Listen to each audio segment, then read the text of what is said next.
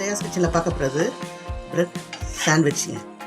அதுக்கு ப்ரெட்டை நம்ம டோஸ்ட் பண்ணிப்போம். ப்ரெட் டோஸ்ட் பண்ணியாச்சு.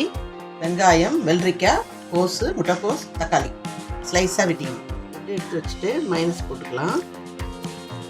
ஸ்ப்ரெட் பண்ணி வச்சுக்கலாம். சாஸ், லெட்டஸ் ஒன்று வச்சுக்கலாம். வெங்காயத்தை இங்கே ஒன்று வச்சுக்கலாம். வெள்ளரிக்காய் இங்கே ஒன்று வச்சுக்கலாம். தக்காளி ஒன்று வச்சுக்கலாம். முட்டைக்கோஸ் கொஞ்சமாக போட்டுக்கலாம்.